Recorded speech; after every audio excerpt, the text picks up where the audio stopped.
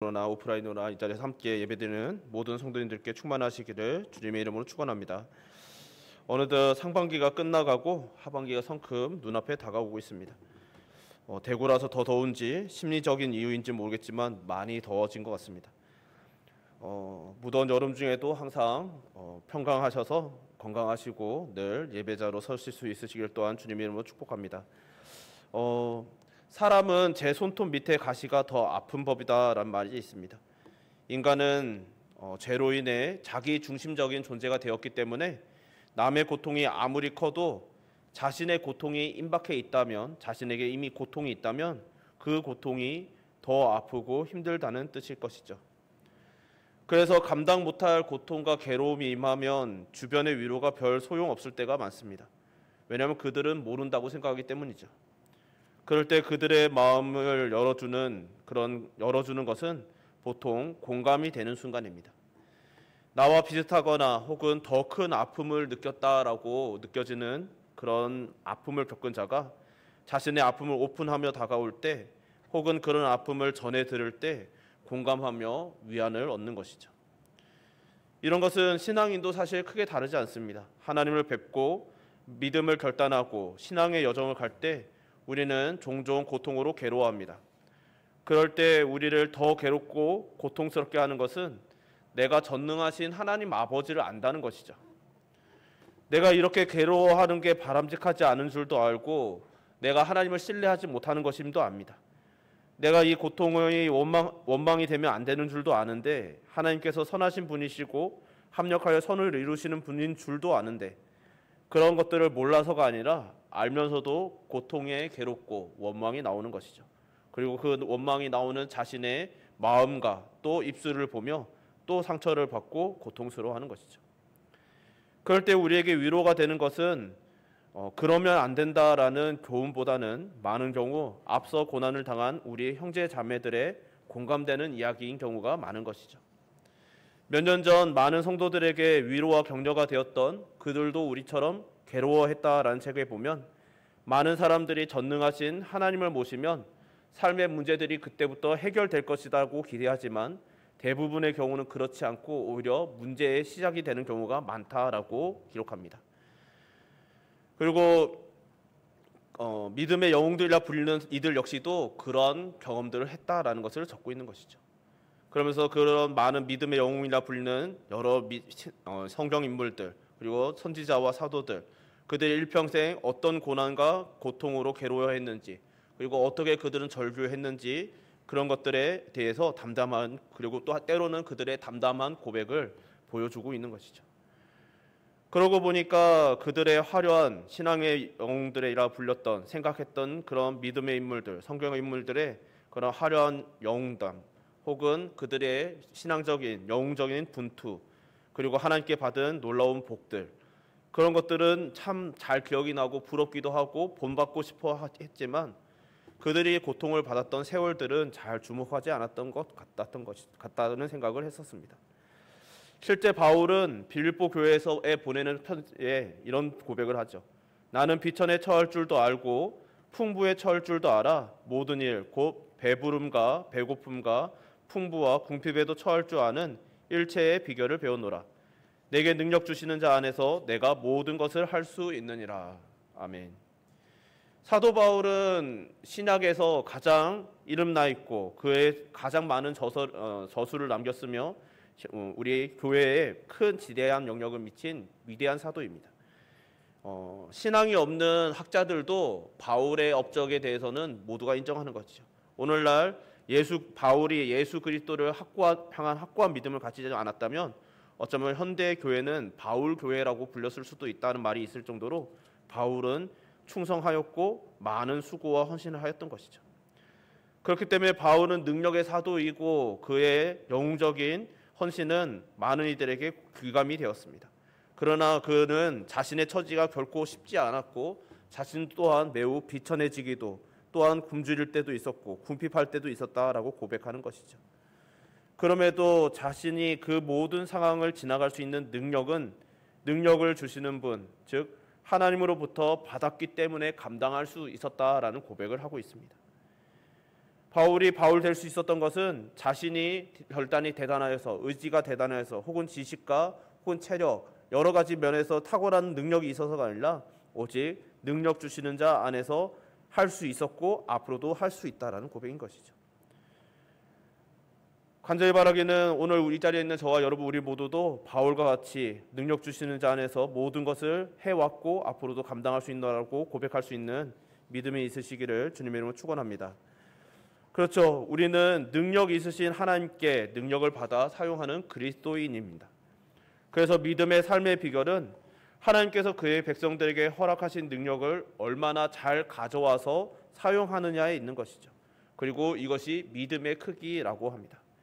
어떤 목사님께서는 이 믿음의 크기에 대해서 전기선으로 비유를 하는 것이죠.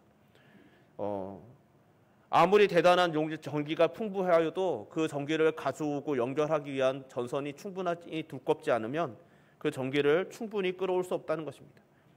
그런 것처럼 우리의 믿음이 충분하지 않으면 하나님의 능력, 무한하신 능력을 우리는 활용할 수 없다는 것이죠. 그것은 우리가 어떤 지식을 쌓거나 우리가 어떤 마음을 견고하게 먹거나 혹은 어떤 능력을 쌓아서가 아니라 가져서가 아니라 오직 믿음에 달려있다라고 말씀하시는 것이었습니다. 그렇죠. 맞습니다. 그런데 그렇다고 해서 우리가 모든 능력을 또한 긍정해서 능력에만 치우쳐서도 안 되는 부분이 있습니다. 사도 바울은 고린도 후서 11장에 사탄도 자기를 광명의 천사로 가장하고 사탄의 일꾼들도 의의 일꾼으로 가장한다라고 경고합니다. 또 데살로니가 후서 2장에서는 사탄의 활동을 따라 능력과 표적과 거짓 기적과 불의의 모든 속임이 있을 것이라고도 경고한 바 있는 것이죠. 즉 우리가 하나님의 능력을 사모하고 또 하나님께 믿음으로 능력을 받아서 그 능력으로 일을 하는 것도 중요하지만 그 능력 또한 분별이 필요하다는 것이죠. 그렇다면 어떻게 분별해야 할까요? 성경을 통해 주신 기준과 하나님께서 기뻐하시는 것을 내가 행하고 있는지를 분별해야 하는 것이죠. 이 능력이 과연 하나님께서 주신 말씀에 비추어 합당한 능력인지, 그리고 내가 이 일을 하는 것, 이 능력을 가지고 하는 일들이 하나님을 기쁘시게 하는 일인지를 헤아려 보아야 하는 것이고, 또 그 능력이 있다 할 때 죄 짓는 것을 쉽게 여기는지 여부 또한 살펴보며 열매를 통해서도 분별할 수 있습니다.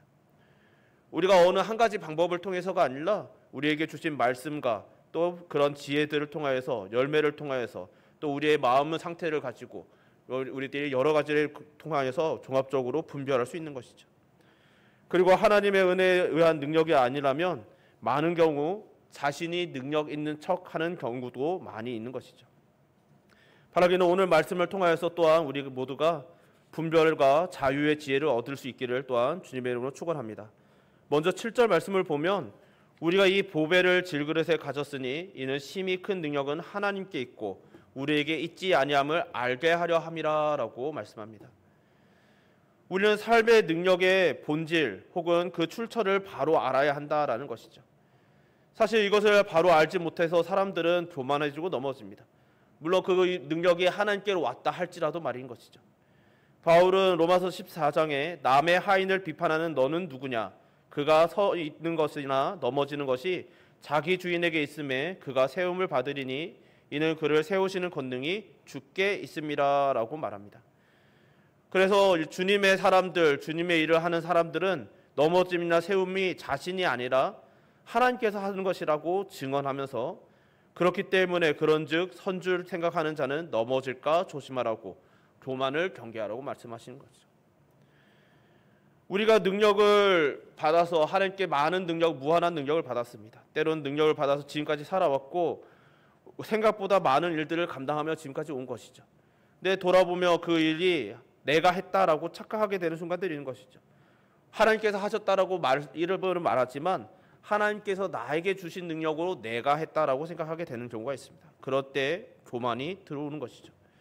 사도 바울은 그런 교만이 들어오는 것을 하나님의 능력을 받아 힘입어 사명을 감당할 때 그런 교만이 들어오는 것을 매우 조심해야 된다라고 말하고 있는 것이죠. 왜 교만이 들어오는가 하면 우리의 힘의 본질에 대해서 착각할 때가 있는 것입니다. 능력이 우리 자신에게 있지 않고 하나님께 있음을 깨닫고 그것을 잊지 않고 살아간다면 사실 우리는 늘 겸손할 수 있죠. 늘 감사할 수 있습니다. 그렇지만 그렇게 되지 않는 순간들이 인간인지라 생기는 것이죠. 그래서 사도 바울은 우리가 그리스도로 말미암아 하나님을 향하여 이 같은 확신이 있으니 우리가 무슨 일이든지 우리에게 난 것 같이 생각하여 스스로 만족할 것이 아니니 우리의 만족은 오직 하나님께로 낳느니라라고 고백합니다. 하나님께서 인간들에게 심히 큰 능력과 또 은혜와 생명을 주시는 이유는 우리에게 있지 않다라는 것을 잊지 말라는 것이죠. 우리가 하나님께 능력을 받았지만 그것은 내가 기도하여서도 아니고 내가 경건하여서도 아니고 말씀을 잘 알아서도 아닙니다. 나에게 언변이 탁월하여서 혹은 내가 나가서 사람들과 친화력이 좋아서 어떤 나에게 그 은혜와 능력을 받을 만한 자격이 있어서 혹은 실력이 있어서 주신 것이 아니라는 것이죠. 하나님께서 그 능력을 주시는 이유는 오직 하나, 우리가 이 보배를 질그릇에 가졌기 때문입니다. 여기서 보배와 질그릇이 대비되는 것이죠. 우리는 질그릇이고 우리가 받은 이 능력은, 이 말씀은, 복음은 보배입니다. 사실 보배와 질그릇은 서로 어울리지 않는 조합이죠. 질그릇은 보배를 보호할 만큼 튼튼하지도 않고 보았을 때 화려하거나 보배를 화려하게 꾸며줄 만한 품격도 없습니다. 혹여 깨지기라도 하면 그 깨진 질그릇은 복구도 되지 않는 것이죠. 어떻게 연결해서 이어 붙인다 할지라도 그 깨진 자국과 흔적은 선명하게 남아있을 수밖에 없습니다. 그리고 질그릇은 사용하면 사용할수록 이런저런 흠집들이 더해져 가죠. 흔히 사용감이라 불리는 그런 흠집들이 많아져 갑니다. 그리고 그런 질그릇이 바로 우리의 인생이기도 한 것이죠. 우리의 인생이 상처받기도 쉽고 한번 상처받으면 지워지지도 않고 그리고 그 흠집은 점점 쌓여져 갑니다. 그것이 때로는 회복되고 붙여져서 형태를 유지하고 있다 할지라도 많은 상처들이 여전히 남아있는 것이죠. 그렇게 흠이 많아져 가는, 상처 많아져 가는, 그리고 그 보잘것 없어져 가는, 더 볼품 없어져 가는 질그릇이 바로 우리들인데, 그런 가치 없고 보배를 닮을 만한 자격이 없는, 품격이 없는 그 질그릇에게 보배를 담아 주셨습니다. 깨지면 그 보배조차 흘려버릴 수 있는 위험이 있는데 그것조차 감수하시고 하나님께서 친히 보배를 담아주신 것이죠. 그 보배를 담아주신 분이 바로 우리 창조주 하나님 아버지이신 것이죠. 이때 이 보배는 우리가 다 짐작하듯이 금은 보화 같은 것이 아닙니다. 금도 귀하지만 끊임없이 가치가 요동하고 다이아도 영원하다고 광고했었지만 오늘날 랩 다이아라고 해서 공장에서 만들어낸 다이아가 거의 구분이 모호해지면서 가격이 폭락하고 있다고 합니다. 이 세상에서 귀한 것들은 상황과 환경에 따라서 그 시대적인 가치에 따라서 가치가 이리저리 요동치지만 우리 안에 담겨진 이 보배는 상황에 따라서 혹은 시세에 따라서 바뀌는 금이나 다이아몬드 같은 것들이 아니라 바로 우리 주 예수 그리스도인 것이죠. 시간이 아무리 흘러도 세상이 바뀌어도 기준이 바뀌어도 영원히 변하지 않는 복음입니다. 시간 밖 영혼 속에서 영광스럽고 찬란한 보배입니다. 그래서 우리들의 귀중한 존재가 되었습니다. 우리는 질그릇이지만 이 보배를 담음으로 귀하게 다뤄지는 귀한 존재가 된 것이죠.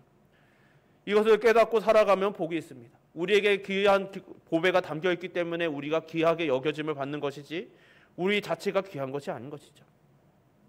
그렇기 때문에 이 사실을 깨닫고 있으면 나에게 담겨져 있는 나 스스로도 나에게 담겨져 있는 이 보배를 귀하게 여기며 조심하게 되는 것이죠.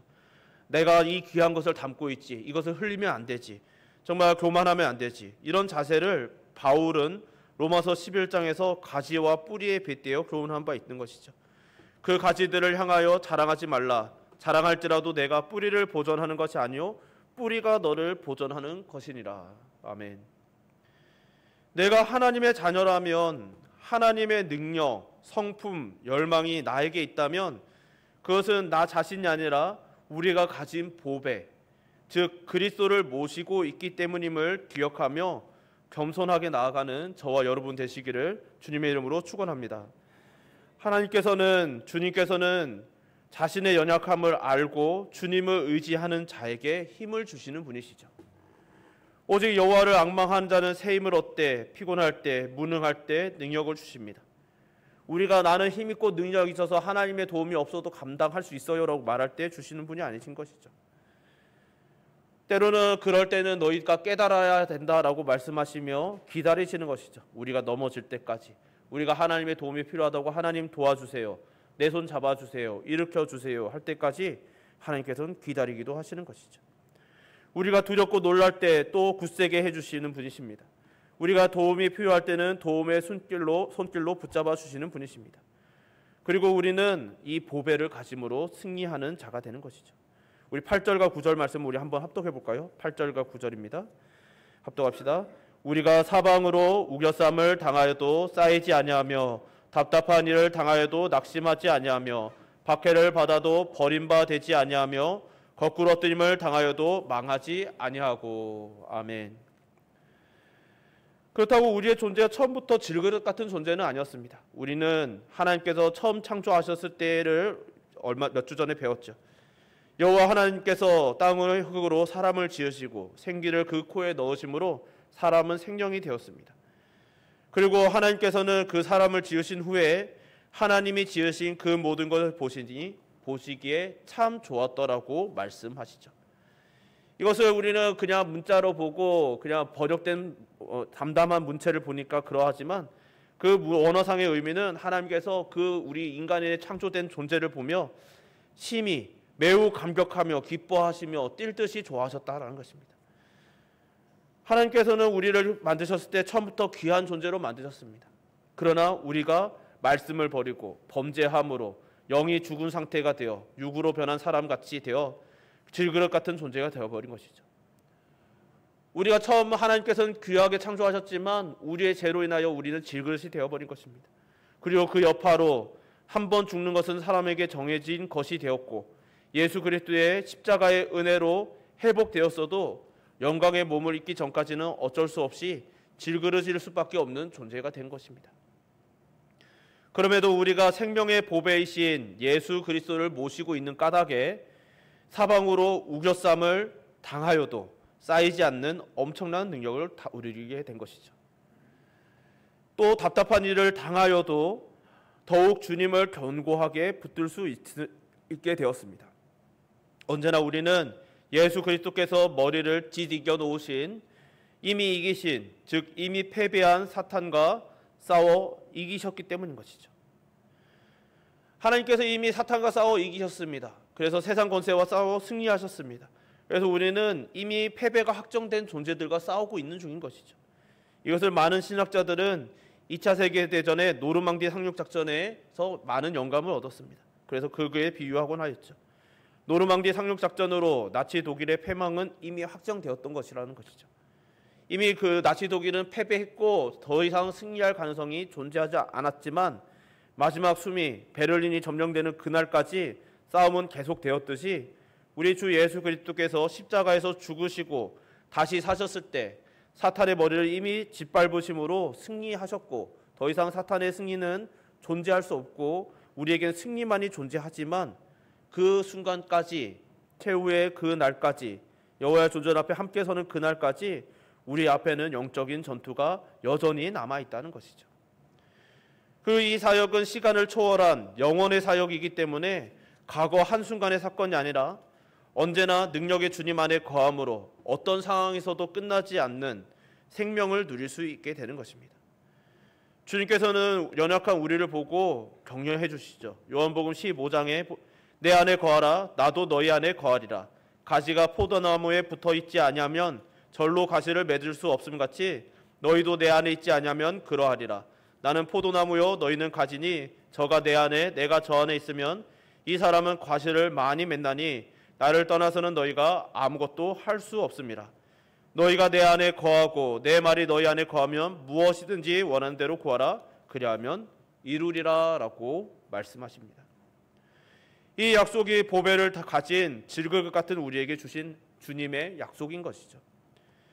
우리가 비록 믿음으로 인해 고난을 당하고 핍박을 당해도 온 세상에서 버림받은 것만 같은 단절감을 겪어도 주님께서는 버리지 않으시기 때문에 우리는 버려지는 것이 아닙니다. 그럴 때 우리는 주님의 음성을 기억해야 하는 것이죠. 나로 말미암아 너희를 욕하고 박해하고 거짓으로 너희를 거슬러 모든 악한 말을 할 때에는 너희에게 복이 있나니 기뻐하고 즐거워하라. 하늘에서 너희의 상이 큼이라. 너희 전에 있던 선지자들도 이같이 박해하였느니라. 거꾸로 뜨임을 당하여도 망하지 않는다 하셨는데, 이 의미는 완전히 파괴하다, 거꾸로 뜨임을 당하다, 이것은 완전히 파괴하다, 잃다, 손상시키다, 멸망하다, 이런 의미가 있는 것이죠. 우리가 보배를 가진 이상 사탄은 우리를 끊임없이 넘어뜨리려고 합니다. 넘어뜨리고 모든 것을 잃게 하고 망하게 합니다. 우리 손에 쥐어져 있던 것, 때로는 우리가 너무나 보배롭게 여기던 가치 들어온 것들이 사라져 갑니다. 그런 것들 중에는 우리가 받았던, 하나님을 경험함으로써 느꼈던 기쁜 감정 또한 포함인 것이죠. 우리가 하나님을 만났을 때 주 예수 그리스도의 은혜를 절절히 경험했을 때 우리의 마음에 기쁨이 충만하였습니다. 그리고 우리는 그 감정이 너무나 소중한 것이죠. 우리가 주님을 만나 뵈면 너무나 기쁘다라고 생각합니다. 그런데 그 기쁨이 사라지는 순간, 우리에게 닥쳐온 너무나 큰 환난, 감당할 수 없는, 납득할 수 없는 일들로 인해서 그 기쁨이란 감정이 사라져갈 때, 우리들은 하나님께서 우리와 소통하셨던, 교제하셨던 그 기쁨이 사라진다라고 생각하고, 그것이 나에게서 사라졌기 때문에 망했다라고 생각하게 되는 것이죠. 사탄은 그렇게 함으로써 우리의 감정을, 기쁨이란 감정까지도 빼앗아 감으로써 우리로 하여금 하나님과 단절감을 느끼게 하려는 것이죠. 그러나 그렇다 할지라도, 우리는 우리의 감정이 그렇게 설사 변한다 할지라도, 빼앗기는 것 같다 할지라도, 단절감을 느낀다 할지라도, 하나님께서 우리에게 주신 말씀을 우리에게 허락하신 이성으로 붙잡고 깨달아야 하는 것이죠. 우리는 결코 빼앗길 수 없다라는 것을. 하나님께서는 우리를 결코 버리지 않으시는 분이시고, 우리를 망하지 않게 하시는 분이시고, 우리를 반드시 건져주시는 분인 것이죠. 다윗이 그런 고백을 했던 것이죠. 그는 사망의 음침한 골짜기를 다닐지라도 그곳에서 해를 당하지 않을 것이라고 고백할 수 있었고, 사망의 웅덩이, 사망의 구렁텅이와 같은 곳에 빠진다 할지라도 그곳에서 건져냄을 얻을 것이라고 고백합니다. 그가 그런 고백을 하던 그 순간에 그가 그런 도움을 받았던 것이 아니었죠. 이미 그는 여전히 고통스럽고 괴롭고 정말 감당할 수 없는 죽음의 골짜기를 여전히 지나가고 있었지만, 다윗은 하나님을 바라봄으로써 하나님께서는 반드시 이 상황에서 건져주실 것이고, 나의 영혼을 건짐으로 내가 지금 느끼고 있는 이 단절감, 이 고통, 괴로움, 슬픔, 좌절, 이 모든 것으로부터 하나님께서는 건져주실 것이라고 믿음으로 고백할 수 있었던 것이죠. 또 다른 대표적인 예가 사드락, 메삭, 아벳느고인 것이죠. 그들은 풀무불에 던져집니다. 왜 던져집니까? 오직 하나님께만 무릎을 꿇겠다는 그 고백 때문인 것이죠. 오직 하나님을 향한 믿음을 고백한 이유로 그들은 7배나 뜨거운 풀무불에 던져짐을 당합니다. 그 순간에 온 사람들은 뭐라고 생각했을까요?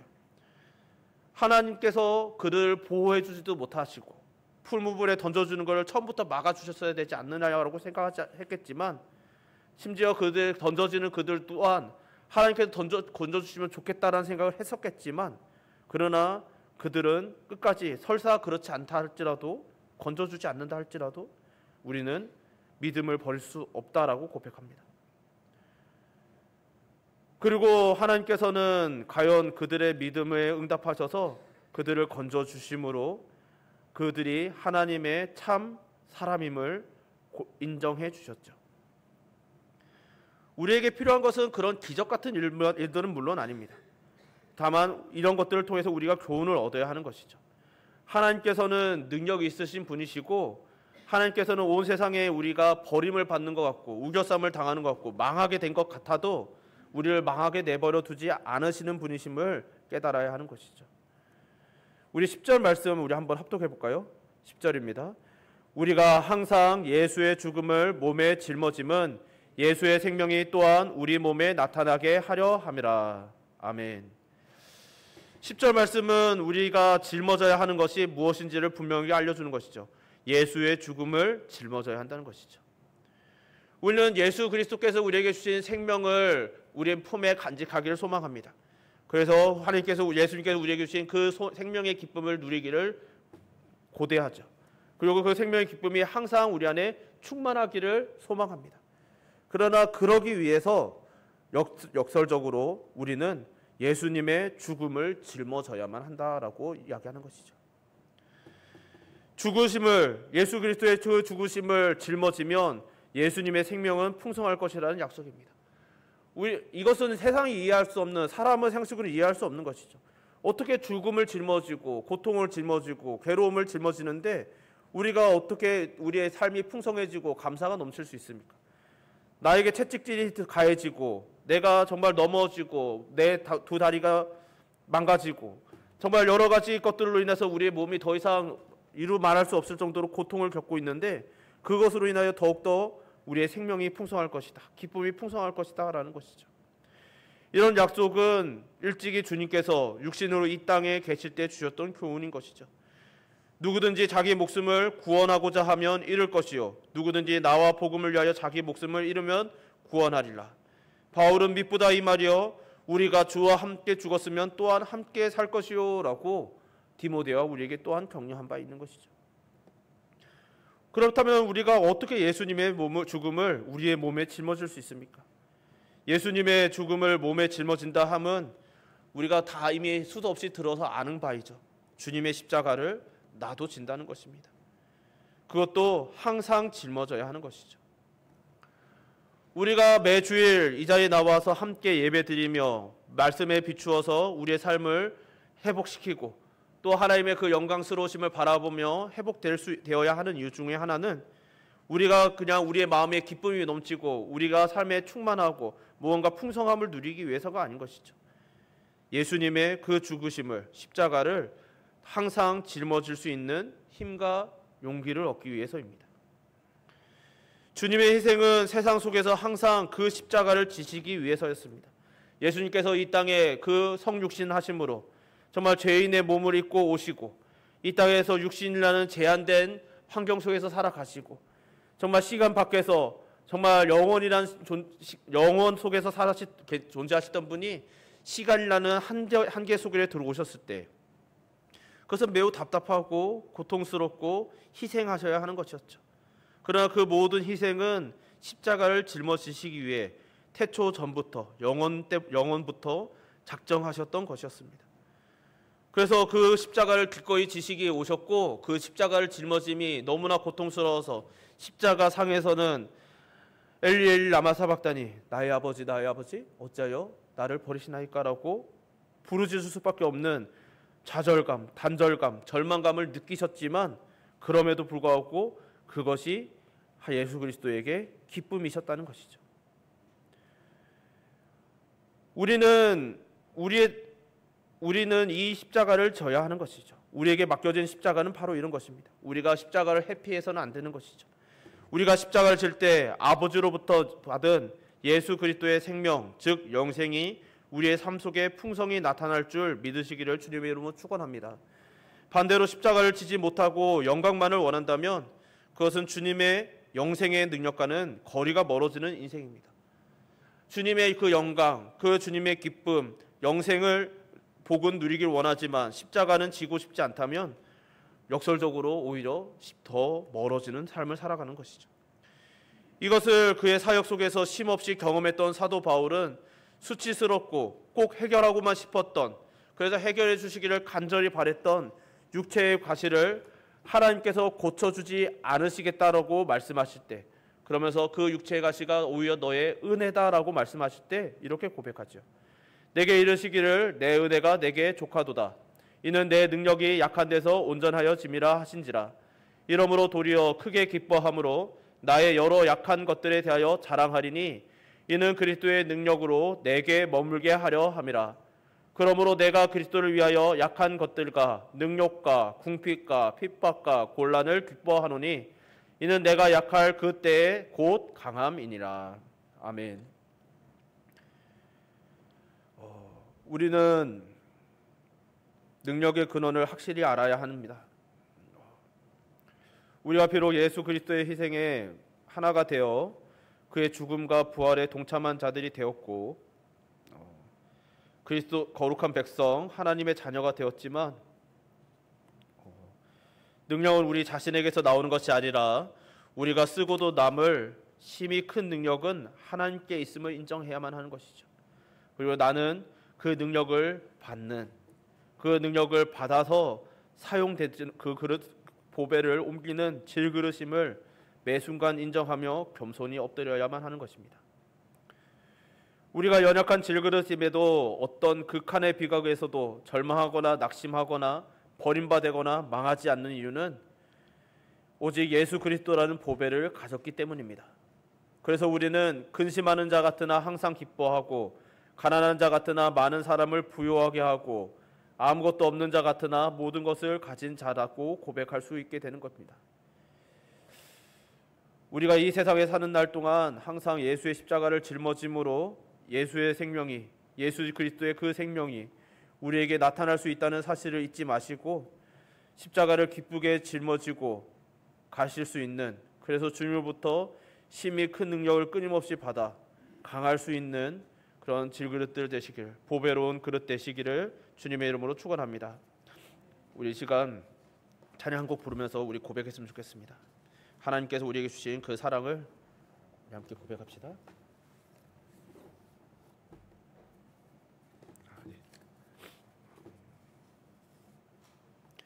나의 하나님, 그 크신 사랑 우리 찬양합시다.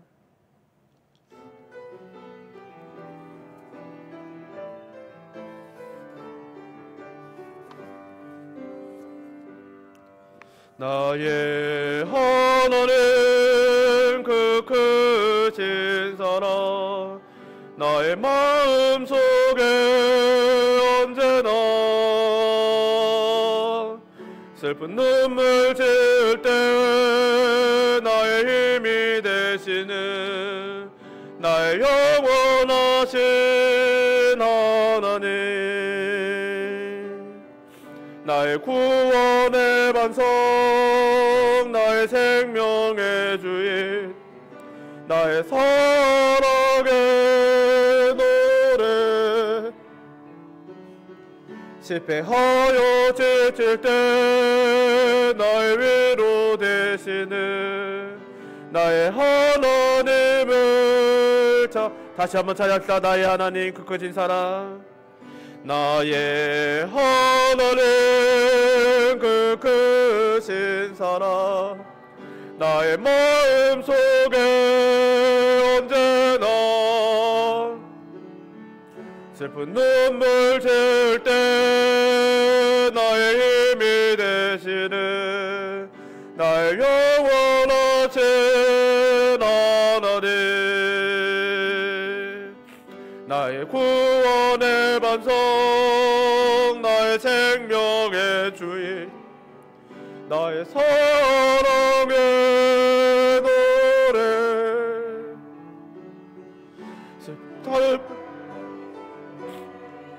나의 위로 되시는 나의 하나님을 찬양해. 세월이 지나도 변치 않으리 내가 주를 사랑하는 마음, 즐거운 날이나 때론 슬픈 날이나 모두 하나님을 사랑합시다. 세월이 지나도 비바람 불어도 모두 하나님을 살아. 세월이 지나도 변치 않으리, 세월이 지나도 변치 않으리 내가 주를 사랑하는 마음, 즐거운 날이나 때론 슬픈 날이나 모두 하나님을 사랑합시다. 세월이 지나도 비바람 불어도 모두 하나님을 사랑합시다. 우리 이제 함께 기도합시다. 기도하실 때 하나님, 정말 우리 인생에 비바람이 불고 너무나 큰 슬픔이 있고 정말 눈물이 너무나 하염없이 흐르는 순간들이 많지만 그럴 때 우리에게 먼저 사랑으로 다가오신 하나님을 기억하게 하여 주시옵소서. 그 하나님을 만났을 때 이 하나님을 내가 일평생 사랑하겠노라고 고백하였던 그 고백을 잊지 않게 하여 주시옵소서. 내가 일평생 하나님을 사랑하고 또 사랑하며 영원토록 사랑하겠노라고 이 시간 우리 주님을 향한 사랑을 이 시간 함께 기도하며 고백합시다. 주여 한번 부르고 기도합시다. 주여, 사랑받고 부사하신 하나님 아버지, 주님, 우리가 하나님 아버지를 사랑합니다. 주 하나님 아버지, 하나님께서 우리를 사랑하사 먼저 찾아오시고 다가오시고 저 아버지가 되겠다. 우리는 여전히 죄인인데, 우리는 여전히 질그릇인데 우리의 귀한 보배를 담아주시며 너는 이제부터 보배다 보배다 말씀하시고 우리에게 담겨져 있는 그 보배로 인하여 우리를 보배롭고 존귀하게 여기시고 귀하게 다뤄주시며 귀하게 옮겨주시며 귀하게 사용하여 주심에 감사드립니다. 하나님 아버지의 그 놀랍고 놀라신 사랑을 깨달았을 때 우리는 고백하였고, 내가 하나님 아버지 감당할 수 없는 사랑을 받았으니 앞으로 영원토록 평생에 걸쳐 하나님을 사랑하겠습니다라고 고백하였는데, 때로는 우리의 눈앞에 슬픔이 닥쳐오고 고통이 다가오고 주여 이해할 수 없고 납득할 수 없는 하나님이 올 때 우리의 마음이 흔들려 주 하나님 우리의 눈앞을 눈물이 가릅니다. 주 하나님 그런 순간들에 주 하나님 아버지 때로는 우리가 마음이 잠시 흔들리고 잠시 연약하여진다 할지라도 우리는 마침내 다시 고백하였듯이 바울이 고백하였듯이 모든 믿음에 앞서간 선진들이 고백하며 또 주님 앞에 다 마침내 섰듯이 나는 하나님을 찬양하고 사랑합니다. 내가 하나님을 영원토록 사랑하겠습니다. 세월이 지나고 주 하나님의 어떤 상황이 변한다 할지라도 우리의 이 믿음은 이 사랑은 변하지 않을 것이라고 다짐하고 또 다짐하고 고백하는 주 하나님 아버지 믿음의 성도들 되게 하시고 믿음의 백성 되게 하시고 주 하나님의 되옵소서.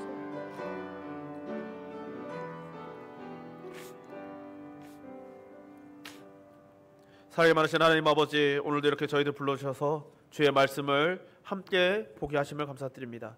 우리가 주의 영광을 보며 주님의 영광을 찬양하며 또 주의 말씀을 들으며 하나님 아버지의 그 사랑을 다시 한번 확인하오니 우리 모두가 이 믿음을 잊지 아니하고 우리가 어려운 순간, 고통의 순간, 환난의 순간에 하나님께서 우리를 사랑으로 먼저 다가오셨던 것, 그 사랑을 깨달음으로 우리가 정말 넘치는 감격으로 고백하였던, 내가 우리를 사랑하여 주신, 나 같은 죄인을 사랑해 주신 하나님 아버지를 영원토록 사랑하겠노라고 고백하였던 이 사랑의 고백을 잊지 않게 하여 주시고 우리에게 담겨진 이 보배로운 예수 그리스도, 이 복음을 날마다 소중하게, 우리도 소중하게 여기며 날마다 모시며 거룩하게 살아가는 주의 백성 되게 하여 주시옵소서. 오늘도 불러주신 모든 은혜 감사드리오며 예수님 이름으로 기도드립니다. 아멘.